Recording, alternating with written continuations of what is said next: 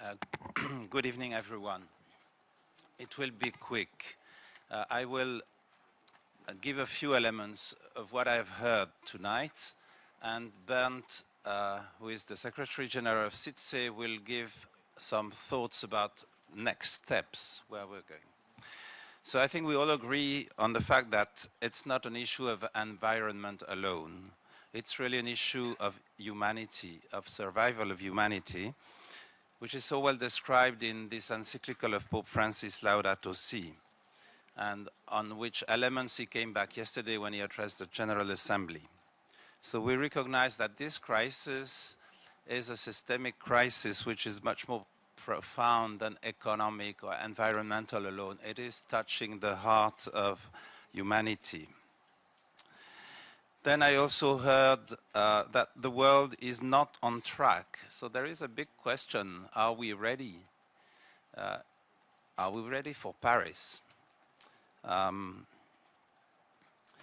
We've heard some interesting, I think, experiences from the Philippines and from the United States with a focus on education and mobilization, because it is through transforming the thinking of the people that we can progress. It's a matter of all, but it's a matter of everyone. Everyone has to have a different look at the reality and how we will live and how we have to live from now on.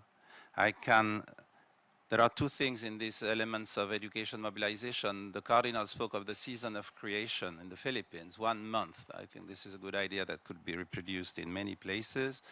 And the global Catholic climate movement, which is mobilizing widely right now, worldwide. I heard about grass-top advocacy, which we do practice in our organizations, which is fundamental to show that it's a reality. It's really the people who want change. The example of citizen writing or e-writing to the authorities as well, I think is something interesting. Now, the decisions which have already been taken on mitigation, adaptation, and others, from words to action, this is absolutely necessary. We've heard concrete requests from the small island states that think that Paris is the last opportunity for them to have real decisions being taken. And I've heard a few times this fair and legally binding agreement that has to be taken in Paris, absolutely. We have collectively a lot of intelligence, a lot of expertise, and we know what has to be done. In Paris, we collectively, our leaders, are going to decide who is going to die, who is going to survive, as said Nicolas Hulot. And this question again, are we ready? Are we really ready? And I think Bernd will go on to answer this question, are we ready?